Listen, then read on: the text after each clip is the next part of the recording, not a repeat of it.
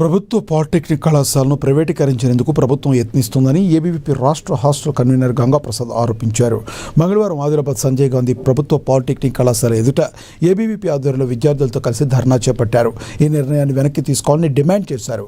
GO MS 97 ద్వారా పాలిటెక్నిక్లకు సంబంధించిన పూర్తి వివరాలను ప్రభుత్వం బహిర్గతం చేయాలని డిమాండ్ చేశారు. లేని పక్షంలో ఆందోళన మరింత ఉధృతం చేస్తామని హెచ్చరించారు.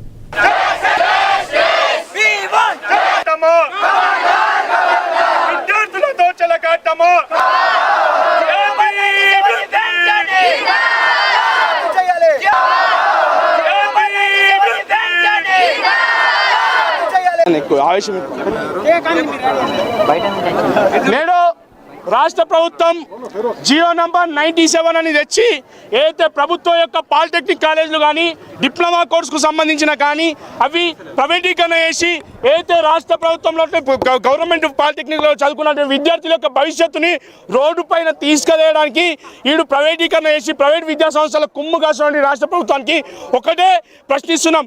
మీరు ఎవరైతే ఈ యొక్క పాలిటెక్నిక్ కళాశాలను ప్రైవేటీకరణ చేసి వాళ్ళని రోడ్డు పైన తీసుకెళ్లాలని చూస్తున్నారో వాళ్ళకి వెంటనే ఆ జియో నంబర్ 97ని రద్దు చేసి విద్యార్థుల యొక్క భవిష్యత్తును బాగుపరుస్తున్నారని ఏబీపీ మిమ్మల్ని విన్నపించడం జరుగుతుంది. అలాగే వాళ్ళు చదువుకుంటున్నారు ఎందుకంటే వాళ్ళ యొక్క భవిష్యత్తు బాగుపడాలా, వాళ్ళ యొక్క పాలిసైడ్ ఎగ్జామ్ రాసి వాళ్ళు చదువుకొని వాళ్ళ యొక్క ర్యాంక్ వస్తే వాళ్ళ గవర్నమెంట్ కాలేజీలో సీట్ అలాట్మెంట్ అనేది వస్తున్నది.